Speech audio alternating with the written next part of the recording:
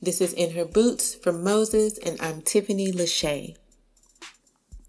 Think of being bootless as being faced with what seems to be insurmountable barriers. This could be anything from healing from generational trauma, from struggling with lack of access to land and resources, to navigating systemic racism and facing white supremacy. Over the next 6 episodes, we'll share stories and acknowledge these struggles, but we will also celebrate the success, tenacity, the resiliency, and the creativity of Black, Indigenous, Hmong, Latinx, and other women of color. I'm here today in St. Paul, Minnesota, which is land of the Dakota people. European settlers perpetuated genocide against the First Nations people of the Americas, killing over 90% of the population.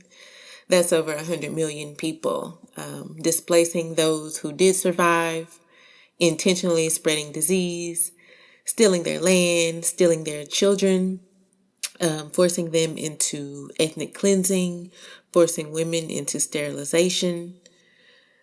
The U.S. government and the Supreme Court actually upheld this doctrine of discovery, which meant that Native American tribes lost all right to their land upon discovery by Europeans. Laws such as the Indian Removal Act legalized the forced removal of indigenous people off their land. Millions died of hunger and disease and were considered unhuman savages. There was a very specific and effective technique that was perfected by missionaries in the West that was to cause serious bodily or mental harm to indigenous people, to make them sick, to give them plagues, to eliminate them by destroying their resources and their foodways, to take away their ability to hunt, to take away their ability to perform ritual, to take away everything until life had no meaning. So racism and injustice are built into the DNA of the systems here in America. Our agricultural system, our food system, our policing system, our healthcare system, and colonization and agriculture in general began with this false heroic vision. For many farmers today, that's still their identity and their motivation. This notion that this land is to be made profitable by any means necessary, at any cost, in the name of greed, power, white supremacy, violence, terror, racial superiority. Many people have fought very long and hard to control and to continue this narrative. But there are also many people out there fighting to reclaim their ancestral indigenous practices and fighting to restore indigenous communal sufficiency. I get to chat with one of those people today. Dani Pieratos is a mother, a water protector, an advocate for food sovereignty and sustainable agriculture. She's everything. Dani works with organizations such as Harvest Nation and the Land Access Alliance. And we talk a little bit about what it's like healing from intergenerational trauma. And we also discuss challenges and barriers that she's facing both individually and collectively. Onamani, Zagiagan, and Dujaba. So I'm from the Lake of the Sunset Glow, Lake Vermilion. And the Lake Vermilion Reservation is across the bay from a town called Tower, Minnesota. So that's a little bit closer than Ely. I just emailed a friend of mine who's from Ely and works there, and one of her programs she was saying, they haven't gone back to look at, the colonization side of things of where they're at. So wanted some input. I was saying how my grandma's name is Phyllis Boger, and her maternal and paternal grandmas were from the Ely area. So I always heard that. Her paternal grandma was from Basswood Lake in Ely, and then her maternal, or no, I had it opposite. Sorry. Maternal's from Basswood and paternal from White Iron. And I never heard the story of, even though we're from the Ely area, how did we come to live on the reservation? My grandpa was also born on an island in, it's called Indian Island in Burntside Lake, right near Ely. And I never heard the story. Oh yeah, so they were born there. But wait, Grandma, how did we get here? Why do you think you've never heard that story? Because it's probably a very, very sad one. Right. Exactly. And so that's a great research project for someone. A sad one. They tried to interview a lot of our elders in like the 90s, and they had to quit because not all they would do, but what would end up happening is they would just cry, talking about different things that had happened or folks they missed. So there's a gap, a big gap.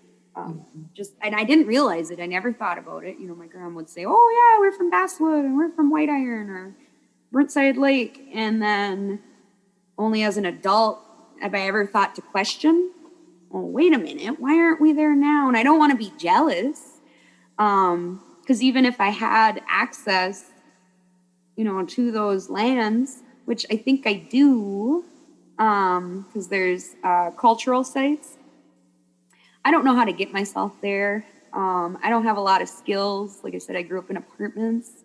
The boys in my family, my cousins, they learned a lot more, but we were women in a modern society, so we didn't have to do as much. My grandma made sure I at least had some exposure because she gardened. One thing we still have strong, though, is our wild rice.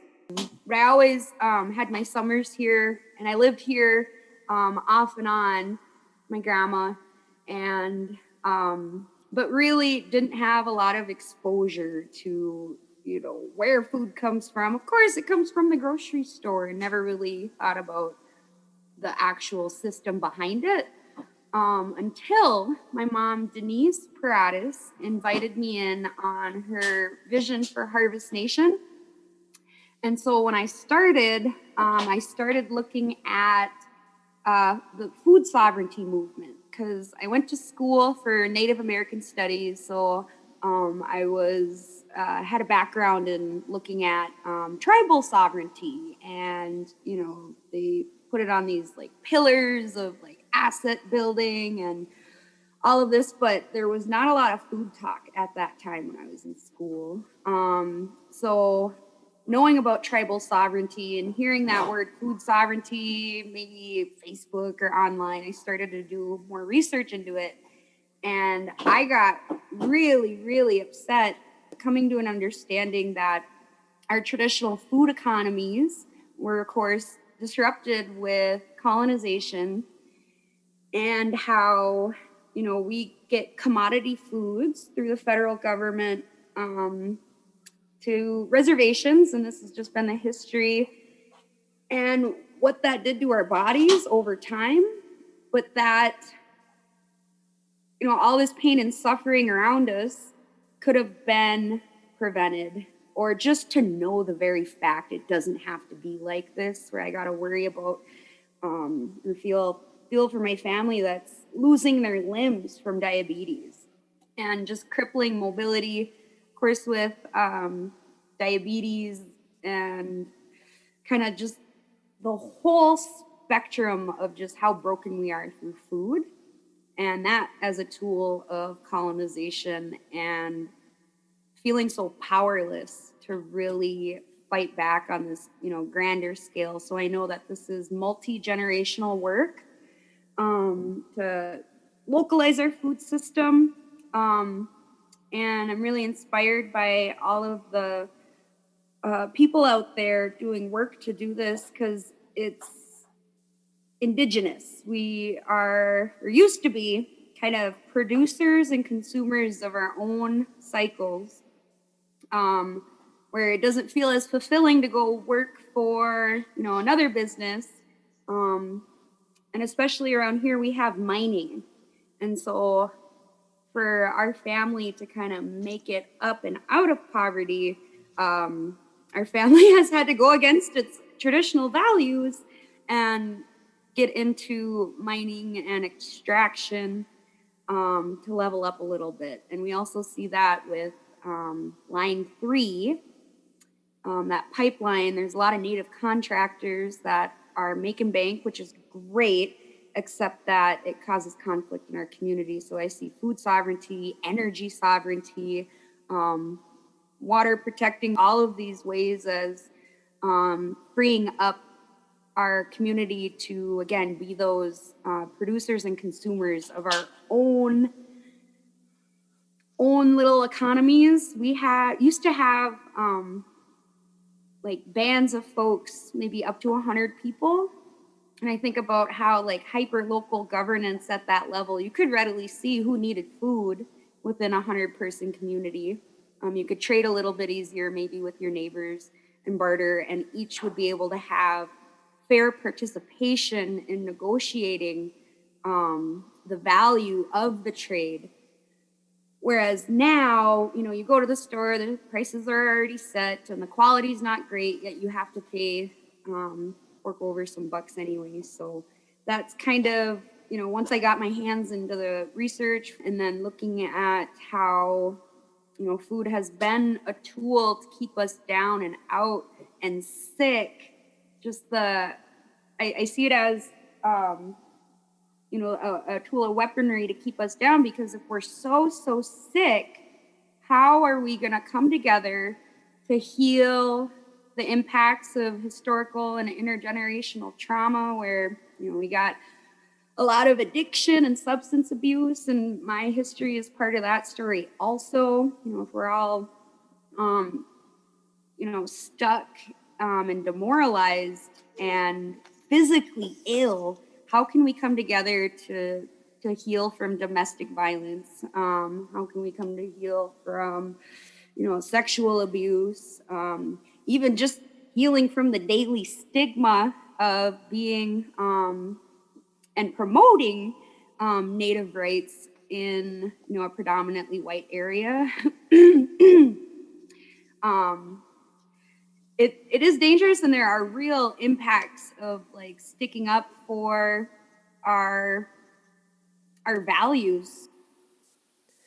Yeah, I think Indigenous sovereignty and Black liberation are linked, and the impacts of colonization and white supremacy definitely continue to similarly affect Black and Indigenous people today. So I'm not sure where my people are from. If I had to guess, I would say West Africa, but I don't know. My grandparents were born in East Texas, and at least one generation prior to that was in East Texas. But as far as researching anything before that, it's all a mystery. Records either weren't kept or they weren't accurate. And I also think a lot of enslaved folks weren't raised by their mothers and fathers. So my family history is a little bit of a mystery, but my grandparents were in East Texas, and like most Black folks in the Jim Crow South, I'm sure, like, searching for like opportunity and safety, they migrated north, not too far, just about an hour and a half or 2 hours to North Texas, to Dallas. And so they moved there, straight into government housing, the commodity food thing, fast food, food apartheid. So I didn't know this either, and it wasn't until my early 20s that I noticed that so many in my community were suffering from food-related illnesses. My mom was sick, and I thought that I could cure my mom and my community with healthy nutrition, healthy lifestyle. And so that opened this whole can of worms of me becoming aware that access to healthy food didn't really happen in Black and brown communities. And that's how I got started in food justice and activism, and really wanted to gain skills, really wanted to learn how to grow food that was difficult, or that was whitewashed, or that was full of racist experience, and wanted to learn how to grow food sustainably on a larger scale. I really wanted to learn how to be a steward of the earth. I also went through this process of healing from centuries of land-based intergenerational trauma, and I was thinking that growing food was like gaining power and it was this revolutionary thing. I'm probably a little less radical now, but But with my past, or still a struggle, but I've been in recovery for a few years from the alcoholism and the drug abuse, just from the pain of, some of the historical and intergenerational trauma, like, those unanswered questions of how my people, came to be here, and how we've lost so much connection to each other and our identity, and, this identity crisis. It's really hard. You don't have much to work with because, our families, without, assets, our families are our assets. But what happens when our families are all struggling and all sick, but you miss a lot of work trying to help your family? So while you're trying to, quote unquote, pull yourself up on your bootstraps, or we don't even have boots, don't have the right tools, or, enough resources. I was reading an article titled something like Black people or Black farmers have been waiting their entire life for justice. And it was referring to the new USDA program to provide debt relief to farmers of color, which seemed to be this like really powerful recognition of the need to right historical wrongs against Black farmers and other farmers of color. But then federal judges in Wisconsin and I think Florida issued temporary orders to block the USDA from moving forward with these programs. And it just really seems that white supremacy will have you reversing any gains made by non-whites. And it really got me to thinking about the resistance and how Black, Indigenous, and Latinx folks have built solidarity and food sovereignty movement work. And, slavery launched capitalism and turned the U.S. into the wealthiest country in the world. This is a nation built on stolen land, on the backs of slavery and racism. So for me, as a Black farmer, as a Black woman farmer, in an industry with a deep history of discrimination, when I say that I'm bootless, it means that I'm fighting really hard to navigate white-dominated spaces and all the stares and all the microaggressions that come along with that. It means that I'm faced almost daily with the inequalities of our food and agricultural system. It means that I've bounced around from city to city, from state to state, searching for credible farm work, avoiding overt racism, avoiding being called N-words in rural and urban spaces, avoiding being referred to as a slave. It means that I, almost a decade later, am still struggling with land access, still struggling to build capital. I was hustling wild rice. I even traded wild rice one time for haircuts for me and my kids. We were looking pretty raggedy. But when, you can't pay your bills, or for housing, I haven't had stable housing. So I lived and moved in with my grandma and my mom when my grandma's dementia got bad. I had my own apartment, but moved in to help. My mom needed help with my gram. But that was really special. We had 4 generations in one house, and my boys got to know their great grandma more intimately, although we lived with her before when I first moved back. So with the housing instability, the trauma of family, like when when your family hurts, we all hurt, and you want to do what you can. But there's so many struggles in helping family that have trauma, and keep getting in situations of more trauma. There's not a lot of hands to bring to the work. Of course, with food work and growing work, you need a lot of labor. And a lot of our people, there's still a lot of them are sick. So it's catch-22, even if we had the boots, even showing up consistently is troublesome when we're just not healed enough to show up often. That's why the food thing, once our bodies are better, we'll be able to show up more often. Because it's one thing, have a seat at the table. My friend Lila June did a quote the other day, or I'd seen it. She said, well, diversity is having a seat at the table, and decolonization is breaking that table and having a ceremony. I love that.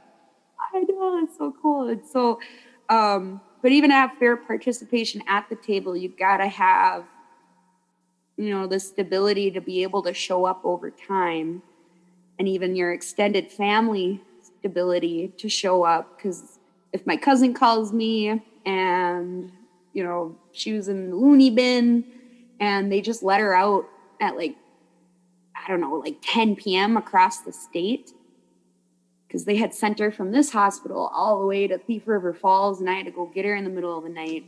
I guess I didn't have to, but I figured, that's how missing and murdered Indigenous women happen. You let somebody out that might need more time in the middle of the night, and who knows, she could have just went missing. I was just really lucky to have found her at the gas station, that she actually stayed there to go get her. So that's a lot of time, and that's a lot of money too. You're paying for gas and having to go pick up your cousins out of jail, or I don't know, things like that. It just seems really hard to get traction or all these other buzz terms with the business when I barely have enough around me to be even supportive to my family, because the needs are just that high. So even if we had the boots to be able to show up wearing them consistently, that's even hard when we're sick. Yeah. Maybe some folks don't even have feet to wear boots. What is it about the Negro? I mean, every other group that came as an immigrant somehow, not easily, but somehow got around it. Is it just the fact that Negroes are black? White America must see that no other ethnic group has been a slave on American soil. That is one thing that other immigrant groups haven't had to face. The other thing is that the color became a stigma. American society made the Negro's color a stigma. America freed the slaves in 1863 through the Emancipation Proclamation of Abraham Lincoln, but gave the slaves no land or nothing in reality, and as a matter of fact, to get started on. At the same time, America was giving away millions of acres of land in the West and the Midwest, which meant that there was a willingness to give the white peasants from Europe an economic base. and yet it refused to give its black peasants from Africa who came here involuntarily in chains and had worked free for 244 years any kind of economic base. And so emancipation for the Negro was really freedom to hunger. It was freedom to the winds and rains of heaven. It was freedom without food to eat or land to cultivate, and therefore it was freedom and famine at the same time. And when white Americans tell the Negro to lift himself by his own bootstraps, they don't look over the legacy of slavery and segregation. I believe we ought to do all we can and seek to lift ourselves by our own bootstraps. But it's a cruel jest to say to a bootless man that he ought to lift himself by his own bootstraps. And many Negroes, by the thousands and millions, have been left bootless as a result of all of these years of oppression and as a result of a society that deliberately made his color a stigma and something worthless and degrading. That was a 1967 interview of Dr. Martin Luther King. So much has changed over the last 50 years, yet so much has remained the same. Earlier this year, I spoke at a conference and I shared a story of what motivates me, what keeps me inspired, and what keeps me involved in this work. So to close out this episode, I'm going to play a clip of that story. My goal was to keep these episodes around 30 minutes. So next episode will be part 2 of my conversation with Dani, where we'll discuss how she reconnected to the earth, and we'll talk in detail about her work. Feel free to send me any feedback to tiffany@mosesorganic.org. Thanks for listening. So in the spirit of storytelling, I'm going to wrap it up with one of my favorite stories titled The Story of Agogo and Nangondo, My Destiny. Agogo, Agogo, she repeated as she pointed at me and back at herself over and over again. It was my 3rd week of working with farmers in the rural village outside of the Machinji district in central Malawi. Each day, this vibrant little woman made it clear that she was the eldest, the wisest, and the one in charge. She was pure joy, joking, laughing, and teasing other farmers. Those men and women were much less than half her age, but they struggled to keep up with her in pace and efficiency. As she did throughout my time there, she was giving me a long-winded speech in Chichewa, not believing that I didn't understand her native language. This was my first trip to Africa with the Farmer to Farmer program, a skill share between farmers, scientists, and educators through short-term trainings and technical assistance projects. This meant working with those whose source of survival is dependent solely on the land upon which they live, those most vulnerable to and suffering the most from deforestation, pollution, and climate change.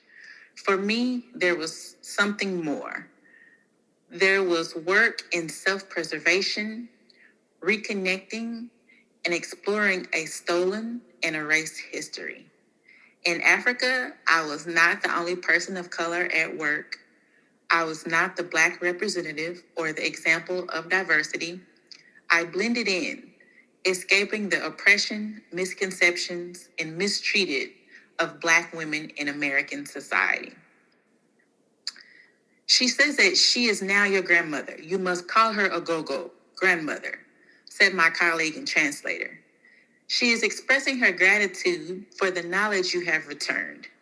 Because of you, we will be able to feed ourselves, restore our land, and improve the fertility of our soils.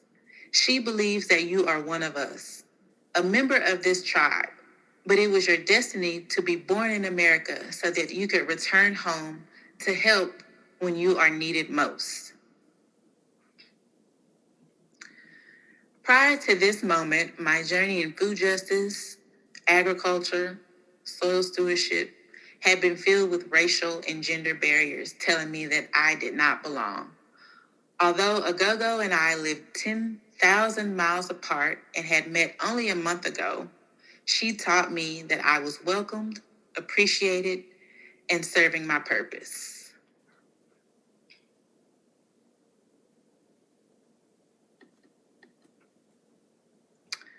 It also happened to be my birthday that week. The best birthday I've ever had, not just because everyone in the village brought me presents. Maize, beans, okra, squash, sugar cane. I got so many gifts. One of the aunties showed me how to properly wear tichinje. Apparently, I have been doing it all wrong. And then Agogo. She gave me a chicken, which is a really big deal in the village. She also gave me a new name.